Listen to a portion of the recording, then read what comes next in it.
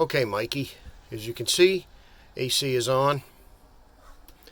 Come over here, and as you can see, the refrigerator is not on AC.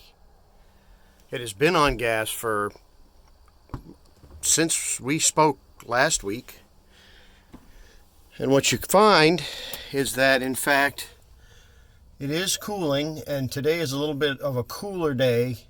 This is cold for the refrigerator part on gas. Typically when it's on AC, that is right at the blue line where it should be. When I was in here yesterday, it was up approaching whatever that is, 55 or 60 degrees, 50 to 60 degrees, because yesterday was much warmer. Interestingly enough, the freezer is managing to stay frozen. When I came in here, the auto button was not pushed and it was on gas. I pushed auto, it is not switched over. So let's turn it off.